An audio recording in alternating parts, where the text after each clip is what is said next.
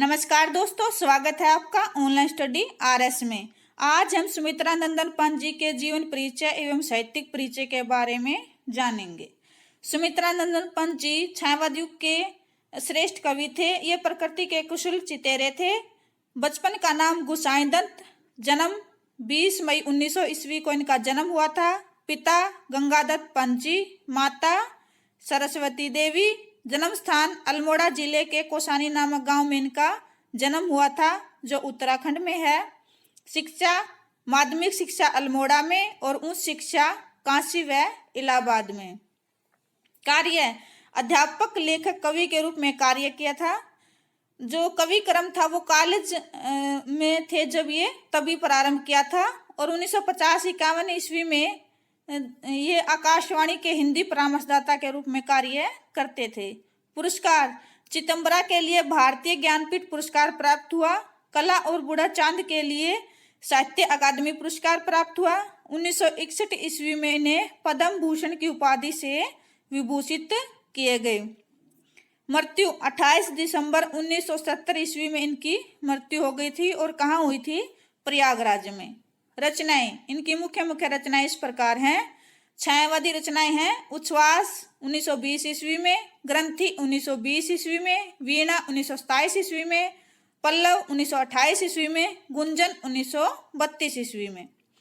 प्रगतिवादी रचनाएं युगांत 1936 में, युगवाणी 1939 में, ग्राम्या 1940 ईस्वी में। अंतश्चेतनावादी रचनाएं श्रवण किरण 1947 में, श्रवण ध्वलि 1947 में, युगपथ 1949 में। नव मानवतावादी रचनाएं उत्तरा 1949 में, कला और बूढ़ा चांद 1959 में, लोकायतन 1964 ईस्वी में, चिदंबरा पो फटने से पहले, शंखध्वनि।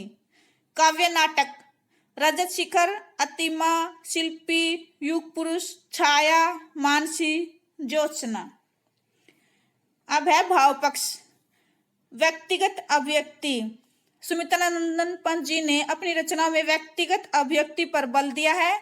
उन्होंने उच्छ्वास नामक कविता में इस कथन का समर्थन करते हुए अपनी प्रिया को मन मंदिर में बसाकर उसे पूजने का उल्लेख किया है। उदाहरण देखिए। विदुर उर के मधुर भावों से तुम्हारा कर नित नव श्रृंगार, पूजता हूं मैं तुम्हें कुमारी, मूंद दुहरे दरग द्वार। नेक्स्ट है प्रकृति चित्रण। सुमित्रा नंदन पंत जी ने प्रकृति का बहुत ही सुंदर ढंग से वर्णन किया है। वे प्रकृति के कुशल चितेरे थे। उन्होंने प्रकृति का मानवीय चेतना का आरोप किया, मानवीय अलंकार का प्रयोग किया है।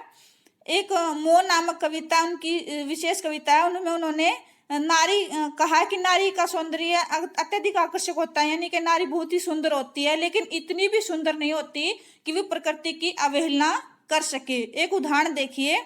छोड़ ध्रुवों की मृदु छाया, तोड़ प्रकृति से भी माया, बाले तेरे बाल जाल में कैसे उलझा दूं लोचन।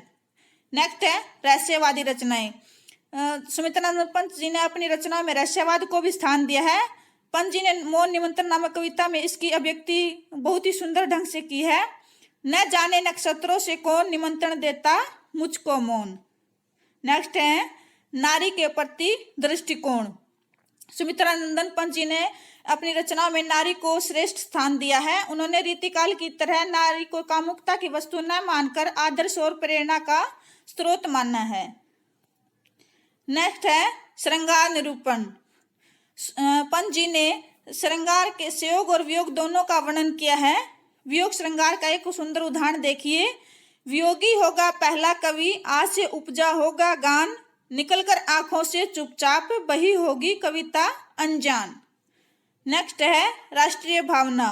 पंत जी ने अपनी रचना में राष्ट्रीय भावना पर बल दिया है। उन्होंने राष्ट्रीय प्रेम के स्वर भी मुखरित होते हैं। राष्ट्र के प्रति जो लगाव है वो भी अपनी रचना में व्यक्त किया है। नेक्स्ट है सौंदर्य निरूपण। पंत जी ने अपनी रचना में सौंदर्य निरूपण करते हुए उन्होंने बाहरी सौंदर्य पर बल न देकर आंतरिक सौंदर्य पर बल दिया है। सामाजिक चेतना। पंत जी ने सामाजिक चेतना की भी अभिव्यक्ति की है अपनी रचनाओं में। सामाजिक चेतना में अंधविश्वासों, रूढ़िवादी का विरोध करते हुए समाज के विकास के लिए नई नई योजनाओं पर बल दिया है। प्रगतिवादी रचना विचारधारा, पंत जी ने अपनी रचनाओं में प्रगतिवादी विचारधारा पर भी बल दिया है। कला पक्ष, भाषा, संस्कृत, खड़ी बोली, शुद्ध परिमार्जित भाषा का प्रयोग किया है। गुण, माधुर्य, ओज, प्रसाद गुणों का प्रयोग किया है। जहाँ श्रृंगार वर्णन है वहाँ माधुर्य गुण है। जहाँ देश समाजवादी समाज के विकास और राष्ट्र प्रेम है वहाँ ओज गुण है। और प्रसाद गुण उनकी प्रकृतिवादी रचनाओं में देखने को मिलता है। अलंकार, रूपक, उपमा, उत्प्रेक्षा, मानवीकरण, प्रकृतिवादी रचनाओं का जहाँ वर्णन किया है, प्रकृति का वर्णन किया है, वहां पर मानवीकरण अलंकार का प्रयोग किया है। मानवीकरण अलंकार क्या होता है? जिसमें प्रकृति को एक मानवीय रूप में हंसते, रोते, खेलते हुए दिखाई दे, वहां पर मानवीकरण अलंकार होता है। रस, शांत रस, वीर रस, श्रृंगार रस आदि का प्रयोग किया है। साहित्य में स्थान, सुमित्रा नंदन पंत जी का हिंदी साहित्य में महत्वपूर्ण स्थान है।